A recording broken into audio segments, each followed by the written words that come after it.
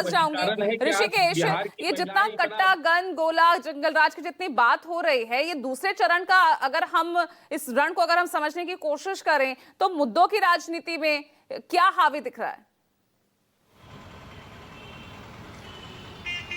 पूजा देखिए, ये कट्टा बम गोली जंगल राज जैसे ही एनडीए इसका राजनीतिक मुद्दा बनाता है तो इसका मतलब स्पष्ट है कि अपने जो कोर वोटर है, सवर्ण वोटरों में बिखराव न हो, उनकी गोलबंदी बरकरार रहे। इसीलिए 20 साल नीतीश कुमार के शासन के बावजूद ये मुद्दा अब भी चस्पा, जैसे 2005 में जिस गर्मजोशी से ये मुद्दा उछाला जाता था, 2025 में भी यही उछाला जाता है। और वोटिंग का ट्रेंड देख लीजिए, पहले चरण और दूसरे चरण और खास करके 20 में भी, कि जितना सवर्ण मतदाताओं में बिखराव हुआ और चिराग पासवान 5.5% वोट लेकर अगर आए 2020 में, तो उसमें कोई उनकी जाति का बड़ा रोल नहीं था, बल्कि उसमें सवर्ण उम्मीदवारों ने जहां 30,000, 35,000, 28,000, 24,000, आप लिस्ट देख लीजिए उसमें 136 में से। और जब 2025 में अगर प्रधानमंत्री नीतीश कुमार या एनडीए का कोई नेता अगर इस तरीके के बयानों को चस्पा करता है, इन मुद्दों पर वोट मांगता है, तो उसका मतलब सिर्फ और सिर्फ एक है कि सवर्ण वोटरों में बिखराव न हो,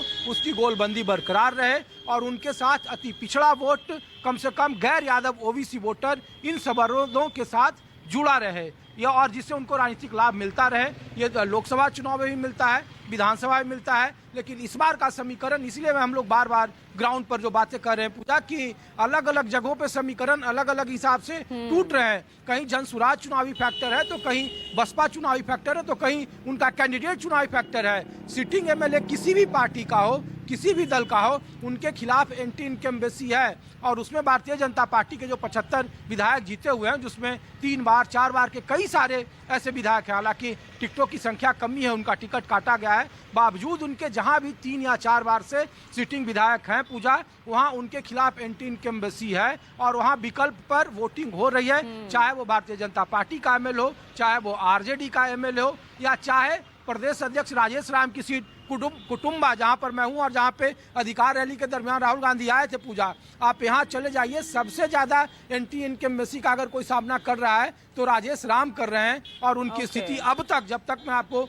ये सूचना दे रहा हूं, खराब है और उनकी स्थिति बहुत अच्छी नहीं है ग्राउंड पर। तो एंटी इनकम्बेंसी का शिकार सिर्फ सत्ताधारी दल नहीं, बल्कि विपक्षी दल के भी नेता और विधायक हैं, और इसका खामियाजा उन्हें इस चुनाव में भुगतना पड़ रहा है। इसीलिए यहाँ का समीकरण देखकर किया जा रहा है। एआईएमआईएम का तो साफ दिखता है, और जो उनके लिए कहा जाता है, विपक्ष जैसा कहता है भाई बीजेपी की बी टीम है और नुकसान महागठबंधन को होता है। जनसुराज का क्या दिख रहा है आपको? जनसुराज मेरे हिसाब से महागठबंधन को थोड़ा कम नुकसान दिखा रहा है। एनडीए के वोट ज्यादा काट रहे हैं, जितने भी उनके उम्मीदवार हैं वो एनडीए के समीकरण को खराब कर रहे हैं। इसीलिए इन इलाकों में 4-5 ऐसी सीटें हैं कि अगर जनसुराज यहाँ चुनावी मैदान में नहीं होता या उनका कैंडिडेट उस हिसाब से नहीं होता तो एनडीए की सीटें वो बढ़ती, लेकिन सिर्फ उनकी वजह से एनडीए वो सीट नहीं जीत पा रही है। खास करके जहाँ पे इस बार महागठबंधन को इसी वजह से कुछ सीटों पर फायदा मिल रहा है। तो जनसुराज खास करके, चाहे वो प्रवासी वोटर हैं जो एक वक्त में एनडीए के कोर वोटर हुआ करते थे पूजा, इस चुनाव में आप ये दावे से नहीं कर सकते हैं कि वो वोटर आपके साथ हैं। सबसे ज्यादा अगर सड़कों पर विरोध कर रहे थे, और अभी जब मैं बात कर रहा था तो उनकी नाराजगी, वो बाहर कई प्रवासी लोग आए हुए हैं जो यहाँ अभी तक टिके हुए हैं, और उनकी पसंद जनसुराज है या फिर एनडीए को। वो यानी तीसरी शक्ति को आप कहीं से कहीं तक इग्नोर नहीं कर सकते। चैलेंज जो है दोनों ही गठबंधनों के लिए बना हुआ है। बहुत बहुत शुक्रिया आप सभी का आज चर्चा में जुड़ने के लिए। बेरोक टोक में इतना ही, और दूसरे चरण का जो प्रचार है वो आज शाम 5 बजे थम जाएगा और फिर होगा असली रण 11 तारीख को 122 सीटों पर। नमस्कार।